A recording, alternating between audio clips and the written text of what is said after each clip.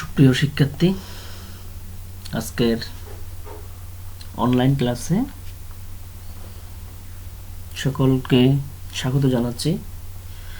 আমি মানস সিংহ, সহকারী শিক্ষক, চট্টগ্রাম প্রকৌশল বিশ্ববিদ্যালয় স্কুল ও কলেজ। আজকে আমরা ক্লাস করব ষষ্ঠ শ্রেণীর বিজ্ঞান বিষয়ে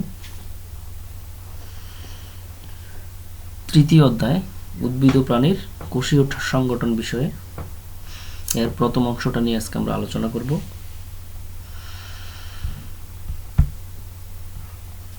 তো শুরুতে আমরা দেখব উদ্ভিদ ও প্রাণীর কোষীয় সংগঠন জিনিসটা কি। আমাদের চ্যাপ্টারের নাম করা হয়েছে যে উদ্ভিদ ও প্রাণীর কোষীয় সংগঠন, অর্থাৎ কোষের যে সংগঠন, কোষের যে গঠনটা, ওইটা নিয়ে আলোচনা করা হয়েছে এখানে। তো আমরা শুরুতে জানবো যে কোষ জিনিসটা কি জিনিস। তো কোষ হচ্ছে একটা বৃহৎ জিনিসের সর্বশেষ ইউনিট বা সর্বশেষ একক।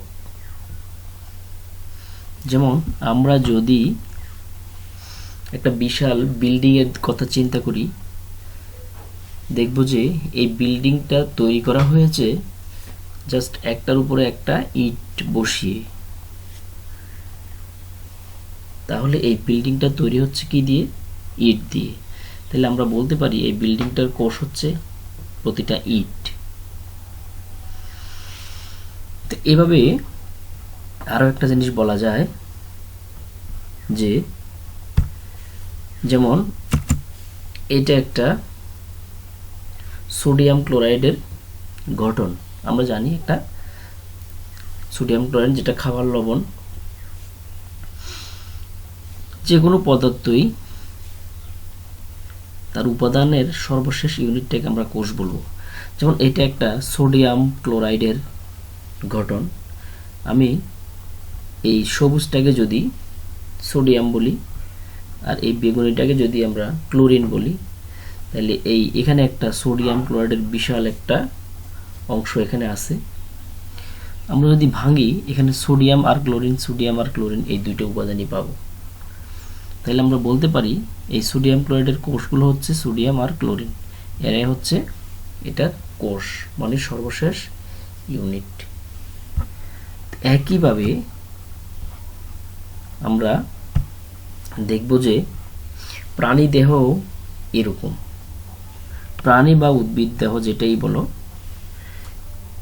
বিশাল একটা দেহ যার সর্বশেষ একটা ইউনিট থাকবে, যে ইউনিটটা দিয়ে আমাদের পুরা বডিটা তৈরি। ওই ইউনিটটাকে, ওই ক্ষুদ্র অংশটাকে আমরা বলবো কোষ। উদ্ভিদের ক্ষেত্রে বলবো উদ্ভিদ কোষ, প্রাণীর ক্ষেত্রে বলবো প্রাণী কোষ। এই ক্ষুদ্র ইউনিটটার বৈশিষ্ট্যই পুরো উদ্ভিদ বা প্রাণীর বৈশিষ্ট্যটাকে নিয়ন্ত্রণ করবে। এই উদ্ভিদ বা প্রাণীটা অনেকগুলো উপাদান দিয়ে আবার গঠিত থাকে। এই উপাদানগুলি আজকে আমরা এখানে আলোচনা করব। যদিও এই ক্ষুদ্র ইউনিটটা এতটা ক্ষুদ্র যে এটা খালি চোখে দেখা যাবে না, এটা অণুবীক্ষণ যন্ত্র দিয়ে দেখতে হয়। এই যে দেখো, একটা অণুবীক্ষণ যন্ত্রের ছবি এখানে দেওয়া আছে, এটা দিয়ে এটা আমাদেরকে দেখতে হয়। তাহলে আমরা জানলাম যে কোষ হচ্ছে জীবদেহের গঠন ও কাজের একক। আমাদের জীবদেহের, জীব বলতে উদ্ভিদ ও প্রাণী উভয়টাকে বোঝায়, এটার সর্বশেষ এককটাই গঠন ও কাজের এককটাকে আমরা বলবো কোষ। তাহলে দেখো, আমরা আমাদের শরীরের সর্বশেষ ইউনিটটা দেখো, আমরা যদি জুম করে দেখি আমাদের বডিটাকে, তাইলে আমরা কি দেখতে পাবো? দেখো যে এই হচ্ছে আমাদের হাত। এটাকে আমরা জুম করতে করতে করতে ডিপে চলে যাব, অনেক গভীরে চলে যাব। দেখো আমি যাচ্ছি অনেক গভীরে। একটা সময় এসে দেখো একেবারে ছোট ছোট ইউনিট পাচ্ছি। একেবারে গভীরে যেতে যেতে আমি সর্বশেষ একটা ইউনিট পাবো এরকম, যার প্রতিটা উপাদানকে আমি কোষ বলবো। মনে করো এখন সর্বশেষ ইউনিটে চলে আসছি আমি, এই ছোট একটা কোষ নিয়ে আমরা এখন আলোচনা করব। তাহলে এই কোষটা কিভাবে তৈরি, এর গঠন আকৃতি কেমন, এর মধ্যে কি কি উপাদান আছে, এটা নিয়ে আমরা এখন আলোচনা করব। উদ্ভিদের ক্ষেত্রে আলোচনা করব, প্রাণীর ক্ষেত্রেও আলোচনা করব। তার আগে আমরা দেখব এই কোষটা আবিষ্কার করেছে কে। এই কোষটা আবিষ্কার করেছে ইংরেজ বিজ্ঞানী রবার্ট হুক। কত সালে?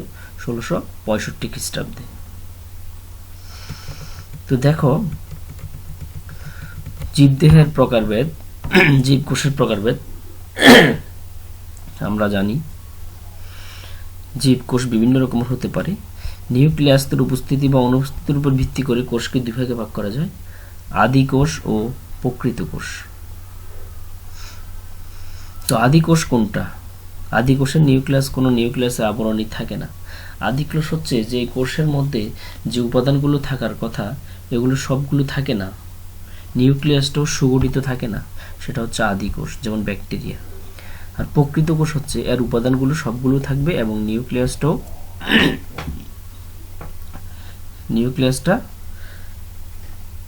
ক্লিয়ার থাকবে, প্রকৃত নিউক্লিয়াস থাকবে, এটা হচ্ছে প্রকৃত কোষ।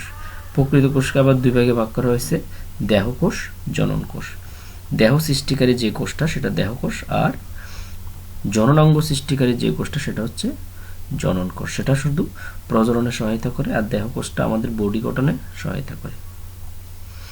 তো জীবদেহের বিভিন্ন আকার আকৃতির কোষ দেখা যায়, যেমন গোলাকার হতে পারে, ডিম্বাকার হতে পারে, আয়ত আকার হতে পারে। সাধারণত কোষ এতই ক্ষুদ্র যে এদেরকে খালি চোখে দেখা যাবে না। তাহলে আমরা এখন একটি কোষ নিয়ে আলোচনা করব। তো আলোচনার সুবিধার্থে কোষকে আমরা দুই ভাগে ভাগ করতে পারি, উদ্ভিদ কোষ, প্রাণী কোষ।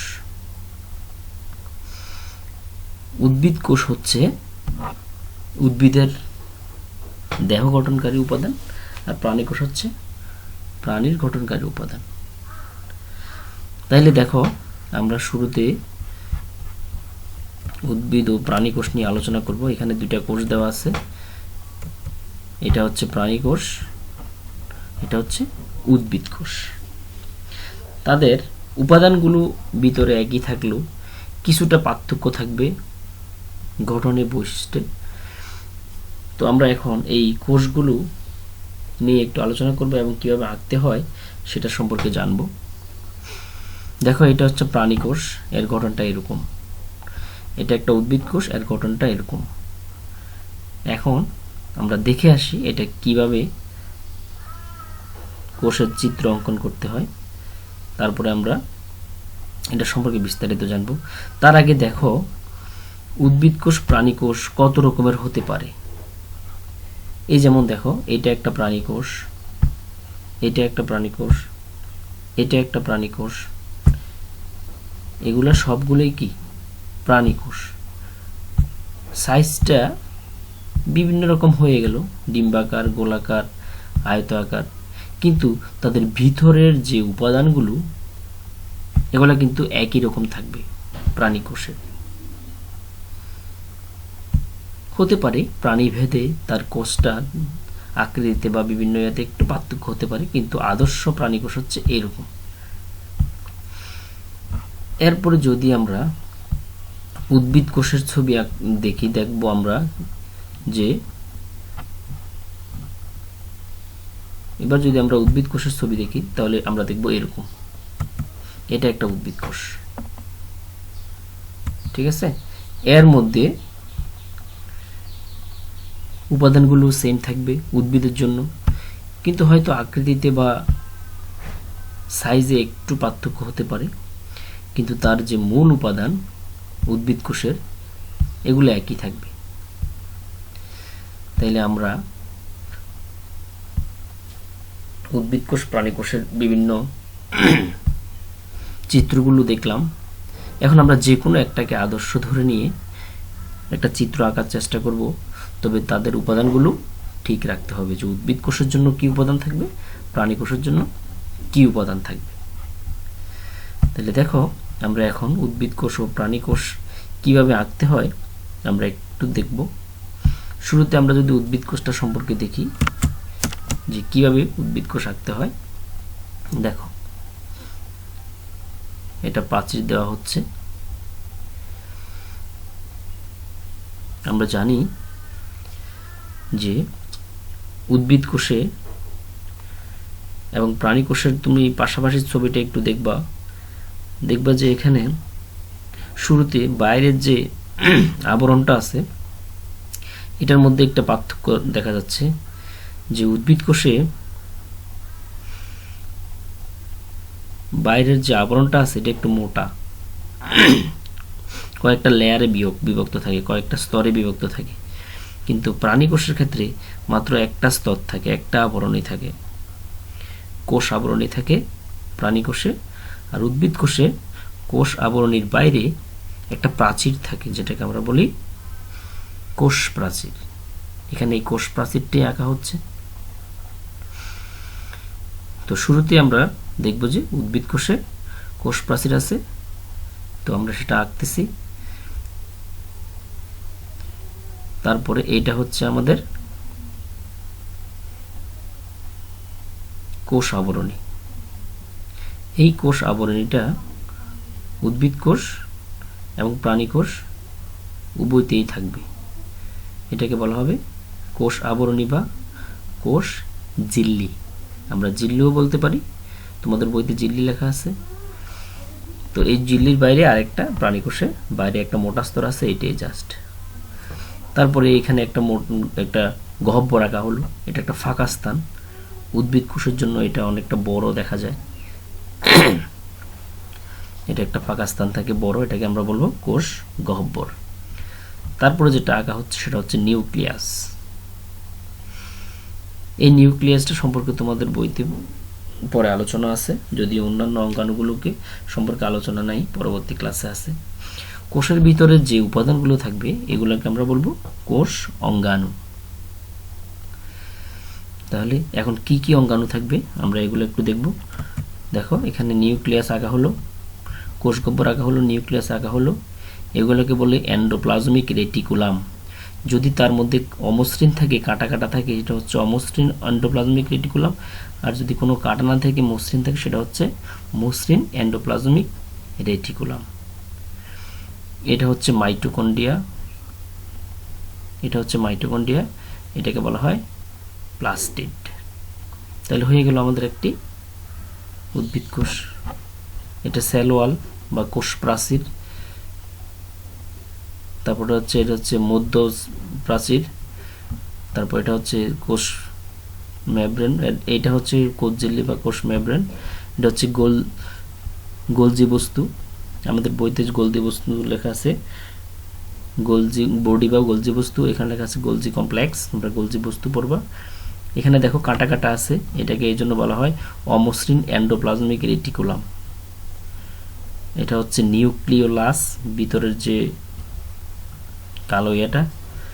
তারপরে এই পুরোটা হচ্ছে নিউক্লিয়াস, এখানে যে তরলটা থাকবে সেটা হচ্ছে নিউক্লিওপ্লাজম। তারপর এটা হচ্ছে মাইটোকন্ড্রিয়া, আর এটা হচ্ছে কি প্লাস্টিড বা ক্লোরোপ্লাস্ট, এটা হচ্ছে ক্লোরোপ্লাস্ট। এটা হচ্ছে কোষ গহ্বর। এভাবে আমরা একটি উদ্ভিদ কোষ আঁকতে পারি। অবশ্যই নিচে নামকরণ করতে হবে যে চিত্র এটি একটি উদ্ভিদ কোষ। তাইলে আমরা এখানে বিশেষভাবে এটা খেয়াল করব যে এই যে কোষ মেমব্রেন বা কোষ মেমব্রেন বা কোষ ঝিল্লিটা আছে, তার কোষ আবরণীটা আছে, এটা তার বাইরে একটা মোটা এটা থাকবে কি কোষ প্রাচীর, যেটা শুধুমাত্র উদ্ভিদ কোষে থাকবে। আমরা এটা একটু খেয়াল করব। তারপরে হচ্ছে প্রাণী কোষ।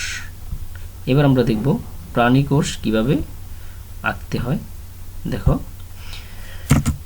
এখানে প্রাণী কোষ শুরুতে শুধুমাত্র আমরা কোষ ঝিল্লি বা কোষ আবরণী ওইটা আঁকব, এর বাইরে কোনো প্রাচীর দেব না, অর্থাৎ একটা আবরণ থাকবে। উদ্ভিদ কোষের সাথে ওইটা হচ্ছে পার্থক্য। তারপরে এবার আমরা আঁকবো নিউক্লিয়াস, এটা মাঝামাঝি আঁকবো, কারণ কি প্রাণী কোষের নিউক্লিয়াসটা মাঝে থাকে, কারণ এর মধ্যে যে কোষ গহ্বর ছিল এটা ছোট। উদ্ভিদ কোষে আমরা দেখলাম যে কোষ গহ্বরটা বড়, যেটা শুরুতে আঁকা হয়েছিল, অনেক বড় একটা কোষ গহ্বর আঁকা হয়েছিল, যার কারণে নিউক্লিয়াসটা মোটামুটি এক পাশে চলে গিয়েছিল। তো সেজন্য আমরা উদ্ভিদ কোষে কোষ গহ্বর বড় আর প্রাণী কোষে কোষ গহ্বর আঁকা হবে ছোট। সেজন্য আমরা শুরুতে নিউক্লিয়াসটা এঁকে ফেলবো মাঝে। এই যে নিউক্লিয়াস আঁকা হচ্ছে, এই কালারটা হচ্ছে নিউক্লিওলাস। এই যে সুতার মতো যেটা আছে সেটা হচ্ছে ক্রোমাটিন তন্তু। তারপরে বাইরের যে আবরণটা এটা হচ্ছে নিউক্লিয়ার মেমব্রেন, আর ভিতরে যে তরলটা এটা হচ্ছে নিউক্লিওপ্লাজম। তার বাইরে দেখো এন্ডোপ্লাজমিক রেটিকুলাম আঁকা হচ্ছে। যদি এটা অমসৃণ হয়, কাঁটাযুক্ত হয়, তাহলে সেটা হবে অমসৃণ এন্ডোপ্লাজমিক রেটিকুলাম।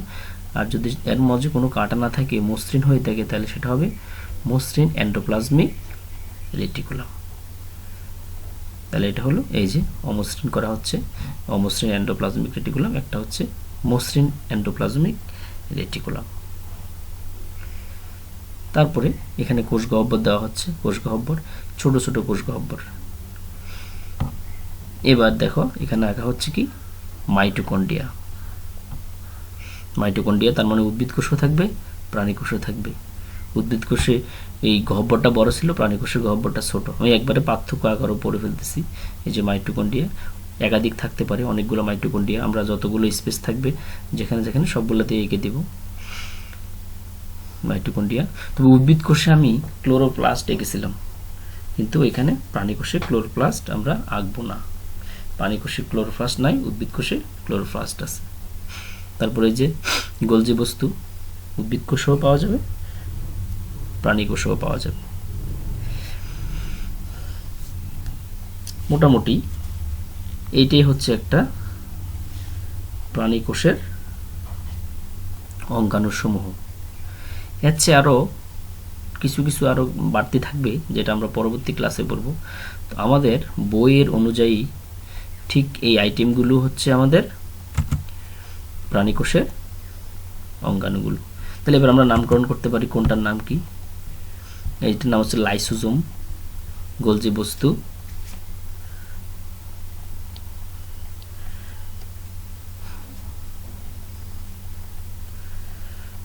তারপরে দেখো ভিতরে যে তরলটা থাকবে এটার নাম হচ্ছে সাইটোপ্লাজম। সাইটোপ্লাজম এটা তোমরা জানোই, নিউক্লিয়াসের অংশটা।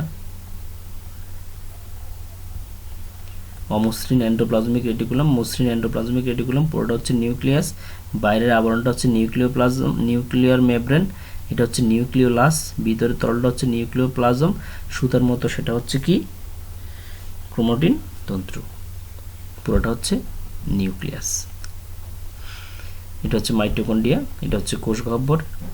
মোটামুটি এইভাবে একটি কোষের চিত্র আমরা আঁকতে পারি। তো আমরা দেখলাম উদ্ভিদ কোষ ও প্রাণী কোষের মধ্যে কিছু পার্থক্য রয়েছে। তো এই পার্থক্যগুলো যদি আমরা মনে রাখি তাহলে আমাদের আঁকতে যেমন সুবিধা হবে, আবার পার্থক্য আকারও আমরা পড়তে পারি। প্রশ্ন এটাও আসে, পার্থক্যগুলো আসে। তাহলে এবার আমরা দুইটা পাশাপাশি একটা পার্থক্য দেখাই। দেখো এ হচ্ছে প্রাণী কোষ, এ হচ্ছে উদ্ভিদ কোষ। তো প্রাণী কোষে শুধুমাত্র কোষ ঝিল্লিটা আছে। এই যে দেখো কোষ ঝিল্লি, শুধু একটা আবরণী, এটা আরেক নাম হচ্ছে কোষ আবরণী, সেল মেমব্রেন বলা হয়, সেল মেমব্রেন, কোষ আবরণী। আর উদ্ভিদ কোষও ওই যে এটা, এই ভিতরের যে আবরণীটা এটা আছে, সেল মেমব্রেন বা কোষ ঝিল্লি বা কোষ আবরণীটা আছে। কিন্তু তার বাইরে আরও একটা মোটা প্রাচীর রয়ে গেছে, দেখো এই যে এটা, কিন্তু এটা প্রাণী কোষে নেই, এটা হচ্ছে কোষ প্রাচীর। তাহলে আমরা শুরুতে শিখে ফেললাম যে উদ্ভিদ কোষে কোষ প্রাচীর আছে, প্রাণী কোষে কোষ প্রাচীর নেই। তারপরে এই নিউক্লিয়াসটা দেখো, উদ্ভিদ কোষে এই নিউক্লিয়াসটা এক প্রান্তে, কারণ কি তার যে কোষ গহ্বরটা আছে এটা বড়, বড় হওয়াতে নিউক্লিয়াসটা মাঝে জায়গা করে নিতে পারে না, সে এক পাশে চলে আসে। গহ্বরটা অনেকটা জায়গা জুড়ে থাকে বলে। আর প্রাণী কোষে কোষ গহ্বরগুলো খুবই ছোট ছোট, দেখো কোষ গহ্বর ছোট, সেজন্য এটা যে কোনো জায়গায় থাকতে পারে। আর মাঝে থাকবে যে নিউক্লিয়াসটা। তাহলে এ হলো নিউক্লিয়াস। নিউক্লিয়াসের উপাদানগুলো হচ্ছে কি কি দেখো। নিউক্লিয়াস এই পুরোটাকে আমরা নিউক্লিয়াস বলবো, এই পুরোটাকে আমরা নিউক্লিয়াস বলবো। তো নিউক্লিয়াসের বাইরে শুরুতে একটা আবরণ থাকবে, দেখো নিউক্লিয়াসটাকে ঘিরে একটা আবরণ আছে, যেটাকে আমরা বলবো নিউক্লিয়ার মেমব্রেন বা নিউক্লিয়ার আবরণ। তার ভিতরে এরকম দেখো একটা গাঢ় একটা গোলাকারের বৃত্তর মতো থাকবে, এটাকে আমরা বলবো নিউক্লিওলাস। সুতার মতো কিছু অংশ থাকে, যেটাকে আমরা বলবো ক্রোমোজোম। কি বলবো? ক্রোমোজোম বা ক্রোমাটিন তন্ত্র, ক্রোমোজোম বলো এখানে, ক্রোমোজোম। এই নিউক্লিয়াসের ভিতরেও তরল থাকবে, এটাকে বলা হবে নিউক্লিওপ্লাজম। তাহলে এইটা হচ্ছে নিউক্লিয়াসের অংশটা। আর এই যে নিউক্লিয়াসের আবরণের মাঝে মাঝে ছিদ্র আছে, এটাকে নিউক্লিয়ার রন্ধ্র। আমরা নিউক্লিয়াসের পুরোটা যদিও পড়বো এখানে, তারপরে একটু বলে দিচ্ছি। এটা হচ্ছে নিউক্লিয়াসের অংশ। তারপর হচ্ছে মাইটোকন্ড্রিয়া। এই যে মাইটোকন্ড্রিয়া, মাইটোকন্ড্রিয়া, মাইটোকন্ড্রিয়া, এটা প্রাণী কোষেও থাকবে, এটা উদ্ভিদ কোষেও থাকবে। দেখো মাইটোকন্ড্রিয়া, মাইটোকন্ড্রিয়া, মাইটোকন্ড্রিয়া। তাহলে আমরা বুঝলাম কোষ প্রাচীর উদ্ভিদে আছে, প্রাণীতে নেই। নিউক্লিয়াস উদ্ভিদ প্রাণী দুটাতে আছে, কোষ ঝিল্লি উদ্ভিদ প্রাণী দুটাতে আছে। এবার দেখো মাইটোকন্ড্রিয়া উদ্ভিদ প্রাণী দুটাতে আছে। তারপরে হচ্ছে গোলজি বস্তু, দেখো উদ্ভিদও আছে, প্রাণীতেও আছে।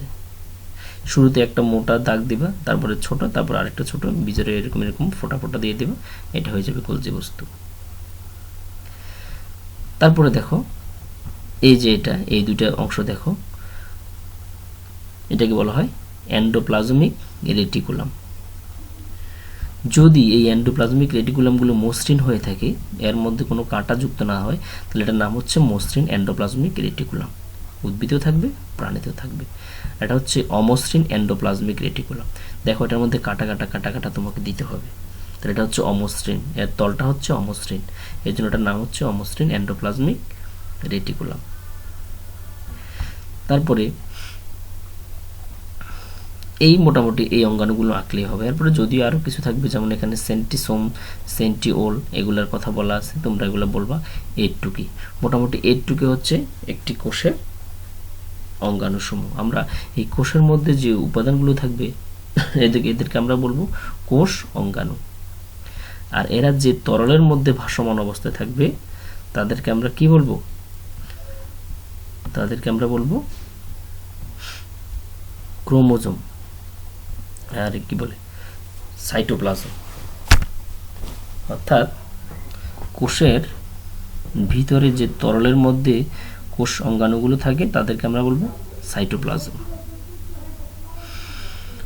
আরেকটা উল্লেখযোগ্য বিষয় হচ্ছে এই ক্লোরোপ্লাস্ট, যেটা শুধু উদ্ভিদ কোষে দেখা যাবে কিন্তু প্রাণী কোষে দেখা যাবে না। তাইলে আমরা বললাম উদ্ভিদ কোষে ক্লোরোপ্লাস্ট আছে, প্রাণী কোষে ক্লোরোপ্লাস্ট নাই।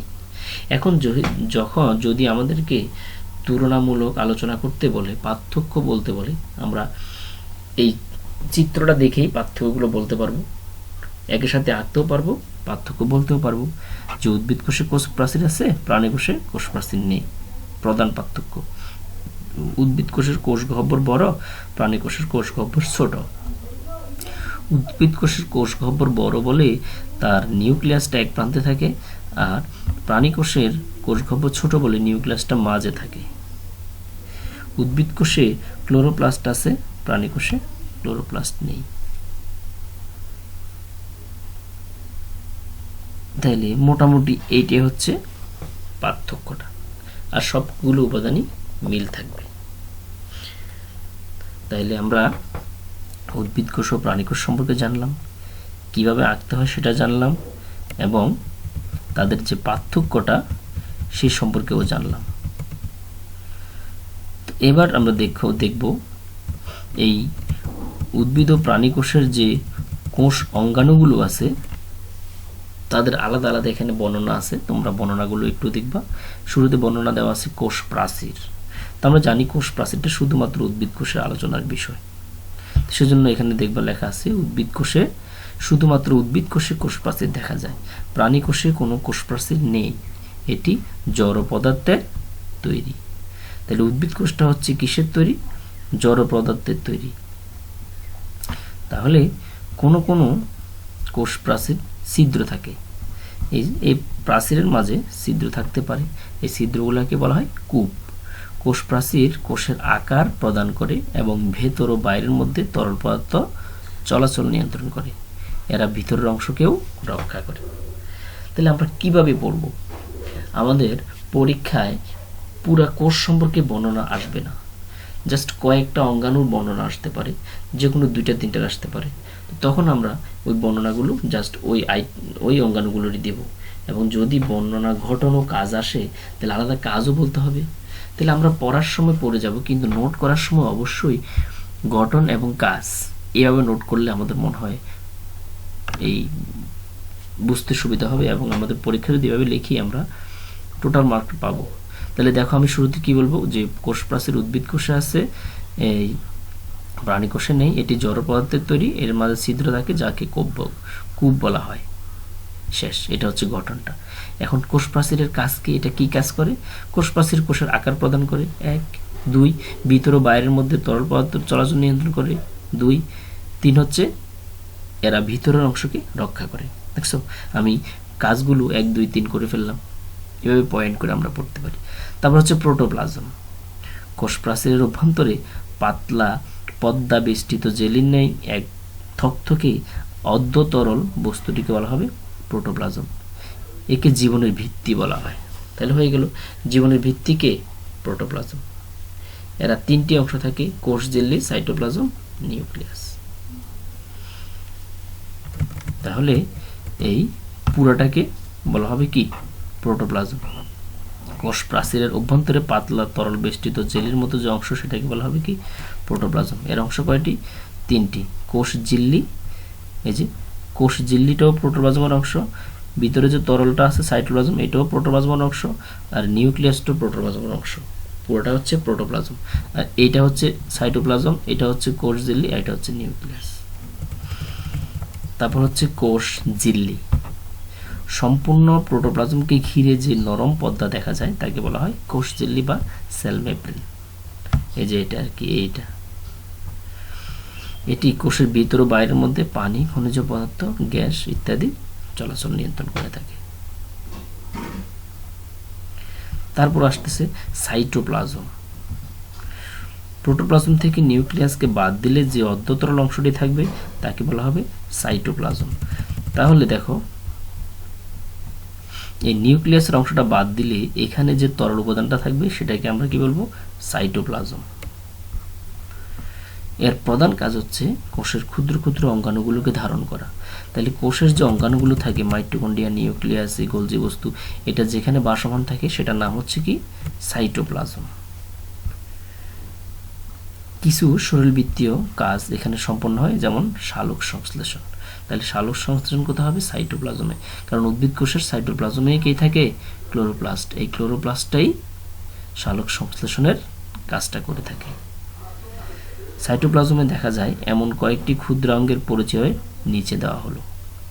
এবার আমরা সাইটোপ্লাজমে থাকবে এই উপাদানগুলোর কি কি থাকবে, যেমন প্লাস্টিড থাকবে, মাইটোকন্ড্রিয়া থাকবে, তাদের বর্ণনাগুলো আমরা এখন পড়ব।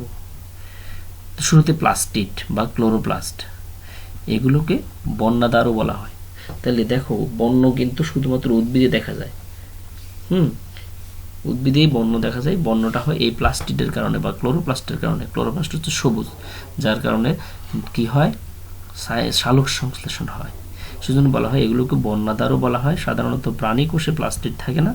প্লাস্টিড উদ্ভিদ কোষেরই প্রধান বৈশিষ্ট্য। পাতা, ফুল, ফল যে বিচিত্র রং আমরা দেখি তা সবই এই প্লাস্টিডের কারণেই হয়ে থাকে। তাহলে উদ্ভিদ ও প্রাণীর যে বিভিন্ন রকমের কালার দেখা যায় সেটা হচ্ছে এই প্লাস্টিডের কারণে। সবুজ প্লাস্টিড সাধারণত খাদ্য তৈরিতে সহায়তা করে। দেখছো, সবুজ প্লাস্টিড যেটাকে আমরা বলি ক্লোরোপ্লাস্ট। অন্যান্য রঙের প্লাস্টিডগুলো উদ্ভিদের বিভিন্ন অঙ্গকে রঙিন করে আকর্ষণীয় করে তোলে। আর যেটা বর্ণহীন প্লাস্টিড সেটা খাদ্য সঞ্চয় করে। তাহলে প্লাস্টিড বিভিন্ন রকমের হতে পারে। যেটা সবুজ প্লাস্টিড সেটা খাদ্য তৈরি করে, আবার প্লাস্টিড বর্ণহীনও হতে পারে। এই বর্ণহীন প্লাস্টিড খাদ্য সঞ্চয় করে। তারপর আসতেছে কোষ গহ্বর, এরপরে মাইটোকন্ড্রিয়া। দেখো কোষ গহ্বর সম্পর্কে আমাদের জানা আছে। কোষ গহ্বর হচ্ছে এই যে কোষের মধ্যে ফাঁকা স্থান, তাদেরকে কোষ গহ্বর বলা হয়। নতুন কোষের গহ্বর ক্ষুদ্র ও অনুপস্থিত থাকতে পারে, কিন্তু একটি পরিণত উদ্ভিদ কোষে এই গহ্বরটি বেশ বড়। উদ্ভিদ কোষে অবশ্যই গহ্বর থাকবে, একটি প্রাণী কোষে সাধারণত গহ্বর থাকে না, তবে যদি থাকে তাহলে সেটি খুবই ছোট। তাই আমরা শুরুতে বলবো যে উদ্ভিদ কোষে কোষ গহ্বর থাকে এবং অনেক বড়, প্রাণী কোষে নর্মালি কোষ গহ্বর থাকে না, যদি থাকে তবে সেটা ছোট ছোট হয়। কোষ গহ্বরে যে রস থাকে তাকে বলা হয় কোষ রস। কোষ গহ্বর উদ্ভিদ কোষের একটি গুরুত্বপূর্ণ বৈশিষ্ট্য। উদ্ভিদ কোষের কোষ গহ্বর বৈশিষ্ট্য কেন? কারণ প্রাণী কোষে থাকতে পারে, নাও থাকতে পারে। তো কোষ গহ্বর কোষ রসের আধার হিসেবে কাজ করে, অর্থাৎ কোষ রসটা কোষ গহ্বরে জমা থাকে। ইহা ছাড়া কোষের উপর কোনো চাপ এলে তা এছাড়াও কোষের উপর কোনো চাপ এলে তা নিয়ন্ত্রণ করে থাকে। তারপর আসতেছে মাইটোকন্ড্রিয়া। একে কোষের শক্তি উৎপাদন কেন্দ্র বলা হয়, পাওয়ার হাউস, শক্তিঘর বলা হয় কাকে? মাইটোকন্ড্রিয়াকে। অর্থাৎ এখানেই শক্তি সম্পর্কিত আলোচনা হবে, শক্তি জমা থাকবে, তাহলে এই জন্য একে শক্তি উৎপাদন কেন্দ্র বলা হয়। এটা একটা প্রশ্ন হয়, মাইটোকন্ড্রিয়াকে পাওয়ার হাউস বলা হয় কেন, শক্তি উৎপাদন কেন্দ্র বলা হয় কেন? কারণ এই অঙ্গাণুর অভ্যন্তরে শক্তি উৎপাদনের প্রায় সকল বিক্রিয়াই ঘটে থাকে, অর্থাৎ এখানেই শক্তিটা উৎপন্ন হয়। এরা দণ্ডাকার হতে পারে, বৃত্তাকার বা তারকা আকারও হতে পারে। এরা 2 স্তর বিশিষ্ট ঝিল্লি দিয়ে আবৃত থাকে। বাইরের স্তর মসৃণ, কিন্তু ভিতরের স্তরটি হবে কি? ভাঁজযুক্ত। মাইটোকন্ড্রিয়ার প্রধান কাজ শ্বসন প্রক্রিয়ার সাহায্য করে শক্তি উৎপাদন করা, তাই মাইটোকন্ড্রিয়াকে শক্তির আধারও বলা হয়। তাহলে আমরা আজকে কোষ সম্পর্কে জানলাম, উদ্ভিদ কোষ, প্রাণী কোষ। উদ্ভিদ কোষের কী কী অঙ্গাণু থাকবে, প্রাণী কোষের কী কী অঙ্গাণু থাকবে আমরা আঁকবো, এবং কোন অঙ্গাণুগুলো শুধু উদ্ভিদে আছে, প্রাণীতে নেই, আবার প্রাণীতে আছে, উদ্ভিদে নেই, এই সম্পর্কেও জানবো। তাহলে আজকে এটুকুই। আগামী ক্লাসে আমরা নিউক্লিয়াস সম্পর্কে আলোচনা করব। তার আগে কোষ সম্পর্কে যেটুক পড়ানো হয়েছে একটু ভালো মতো তোমরা পড়বা, বই থেকে পড়বা, দাগিয়ে পড়বা, এবং উদ্ভিদ কোষ এবং প্রাণী কোষ দুইটা সুন্দর মতো খাতায় আঁকবে, যতক্ষণ পর্যন্ত তোমাদের আঁকাটা সুন্দর না হয়। এখানে আমি আঁকার নিয়মটা দেখাই দিলাম, তোমরা বারবার প্র্যাকটিস করলে অবশ্যই তোমাদের চিত্রটা ক্লিয়ার হয়ে যাবে, এবং একে তার অঙ্গাণুগুলোর নাম আইডেন্টিফাই করবা, কোনটাকে কি বলা হয়। তো ঠিক আছে, আগামী ক্লাসে আবার আমরা আলোচনা করব পরবর্তী টপিকস নিয়ে। সে পর্যন্ত সবাই ভালো থেকো, নিরাপদে থেকো। ধন্যবাদ সকলকে।